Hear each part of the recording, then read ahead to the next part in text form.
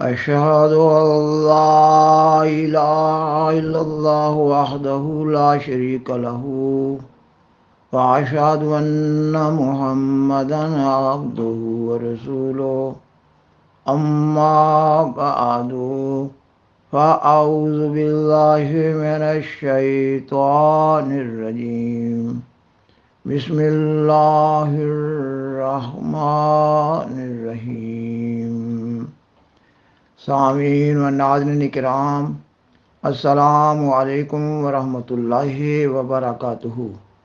گزشتہ پروگرام میں بیان کیا گیا ہے کہ حضرت مسلم موعود رضی اللہ تعالیٰ عنہ کے نظام جماعت احمدیہ کے تحت شائع ہونے والے سلسلہ کتب کو انوار العلوم کا نام دیا گیا ہے۔ یہ بھی بیان کیا گیا کہ انوار العلوم کی جلد اول کی پہلی کتاب چشمہ توحید کا تعارف پیش کیا جا رہا ہے۔ آپ کی یہ کتاب 1906 کی ہے، جبکہ آپ کی عمر 17 سال کی تھی۔ یہ کتاب آپ کے منصب خلافت پر متمکن ہونے سے قبل کی ہے۔ اس کتاب میں آپ نے شرک کی گناہ اور باریک در باریک اقسام اور ان سے اجتناب کے طریق بیان فرمائے ہیں، نیز اللہ تعالیٰ کی کامل توحید پر قائم ہونے کی راہوں کی نشاندہی کی ہے۔ الغرض آپ نے کامل توحید پر قائم ہونے کے فوائد اور شرک کے نقصانات بیان فرمائے ہیں، اور اس کتاب کے آخری حصے میں قرآن مجید کی سورۃ لقمان کے دوسرے رکوع کی مختصر تفسیر بھی بیان فرمائی ہے۔ اس پروگرام کے ذریعہ اس مضمون کو آگے بڑھایا جا رہا ہے۔ آپ کتاب چشمہ توحید میں بیان فرماتے ہیں کہ شرک دو قسم پر مشتمل ہے، ایک شرک جلی اور ایک شرک خفی۔ شرک جلی وہ جو کھلا کھلا شرک ہے، جیسے بتوں وغیرہ کا شرک، یا انسان پرستی، قبر پرستی، چاند اور سورج پرستی وغیرہ وغیرہ۔ ایسے شرک کرنے والے تو اس کا اقرار بھی کرتے ہیں کہ وہ ایسا کرتے ہیں، مگر اچھا سمجھ کر، اور ایسا شرک اکثر دور بھی ہو جاتا ہے، مگر زیادہ خوف کے قابل اور انسان کا دشمن شرک خفی ہے، یعنی چھپا شرک۔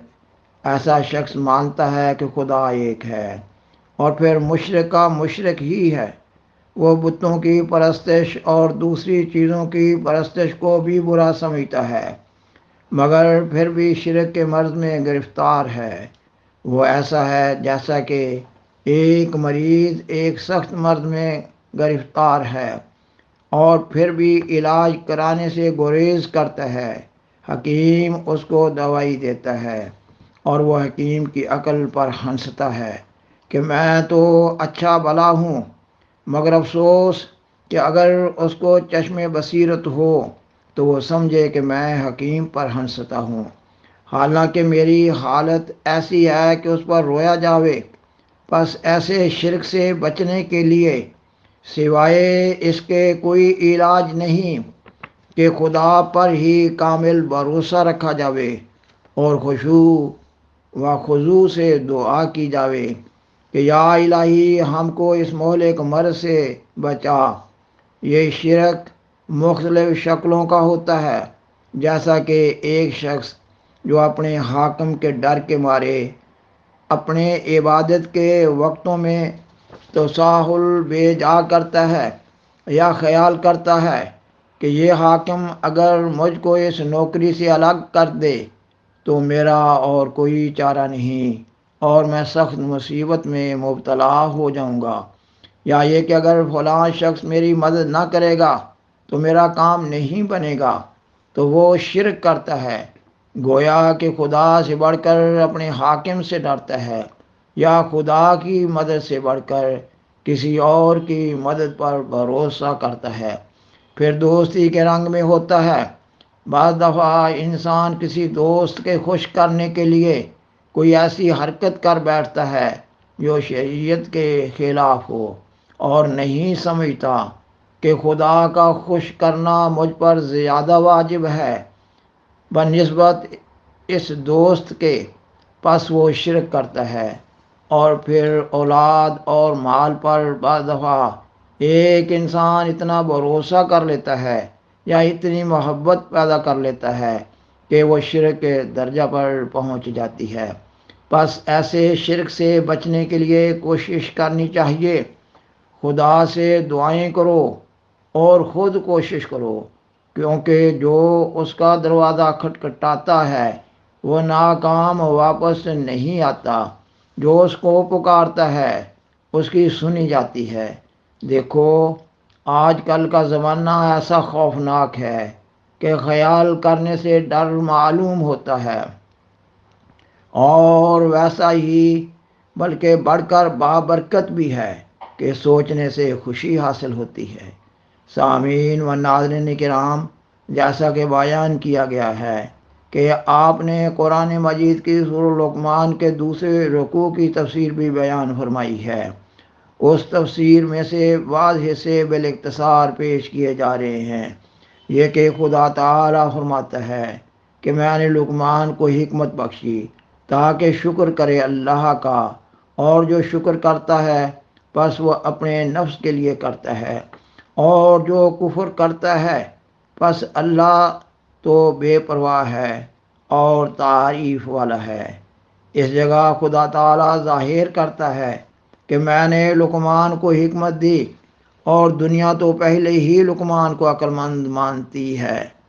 دنیا میں دو قسم کے انسان ہوتے ہیں، ایک تو وہ جن کو دنیا عقل مند سمجھتی ہے اور خدا کے نزدیک وہ ذلیل ہوتے ہیں، اور ایک وہ جن کو دنیا بھی عقل مند اور حکیم سمجھتی ہے اور خدا بھی۔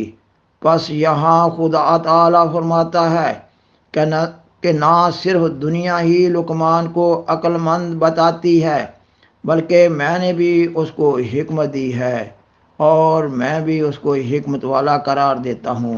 اب دیکھنا چاہیے کہ دنیا میں کون سا انسان تابعداری کرانے کے قابل ہوتا ہے، وہی جو عقل مند ہو، اور وہ جو کہ بیوقوف اور جاہل مطلق ہو وہ اس قابل نہیں ہوتا کہ اس کی فرم برداری کی جاوے۔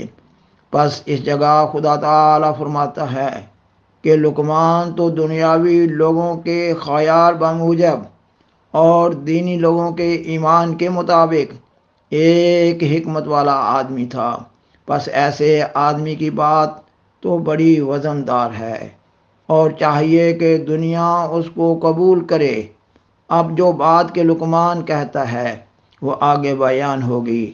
پھر خدا تعالیٰ فرماتا ہے کہ حکمت کا نتیجہ ہونا چاہیے کہ خدا کا شکر کیا جاوے، تاکہ وہ خدا اپنے پہلے انعامات سے بھی بڑھ کر اس پر انعامات کرے، اور جو شکر کرے وہ تو انسان کی اپنی جان کے لیے بھی مفید ہوتا ہے، کیونکہ انسان کے شکر کرنے سے خدا تعالیٰ کا تو کچھ بڑھ نہیں جاوے گا۔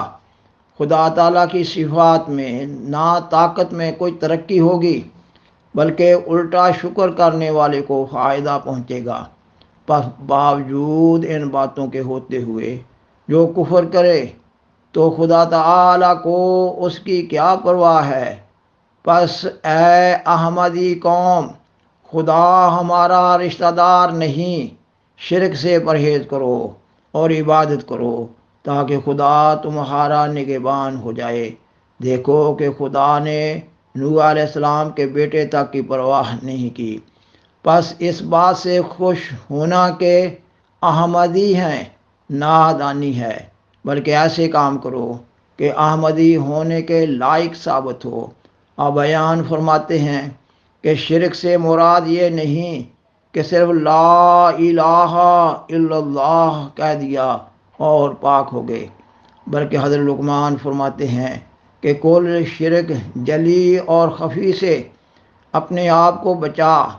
آپ مزید بیان فرماتے ہیں یہ کہ اللہ تعالیٰ فرماتا ہے میں نے انسان کو اس کے والدین کے حق میں وصیت کی ہے، اس کی والدہ کس قدر تنگی اور سستی سے اس کا بار اٹھاتی ہے اور 2 برس تک اس کو دودھ پلاتی ہے، پر شکر کر میرا اور اپنے والدین کا، میری طرف ہی لوٹنا ہے۔ حضرت لقمان اپنے بیٹے کو بتاتے ہیں کہ خدا ذرا ذرا سی بات کو بھی جانتا ہے، پس شرک سے اتنا بچ کہ رائی کا ایک حصہ بھی نہ رہے۔ اے بیٹے، نماز کو قائم کر، نیک باتوں کا آغاز کر اور بدیوں سے لوگوں کو منع کر، اور صبر کر اس مصیبت پر جو تجھے پہنچے، کیونکہ یہ بڑے کاموں میں سے ہے۔ اس جگہ حضرت لقمان اپنے بیٹے کو فرماتے ہیں کہ صرف بدی سے بچنا کوئی کمال نہیں، بلکہ بدی سے بچنا اور پھر نیکی کرنا کمال ہے۔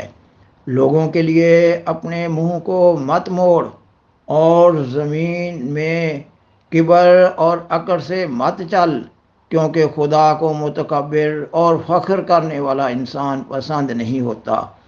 چلو تو ایسی طرز سے کہ اس میں شیخی کی بو نہ پائی جاوے، کیونکہ یہ بات خدا کو پسند نہیں۔ میانہ روی اختیار کر اور اپنی آواز نرم اور نیچی کر۔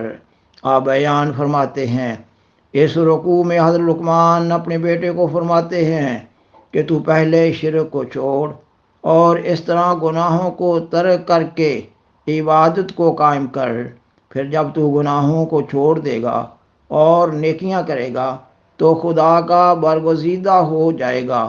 بالآخر درخواست ہے کہ برائے مہربانی اس پروگرام کو دوسروں سے شیئر کریں، اور حضرہ کرم اس چینل کو سبسکرائب کریں۔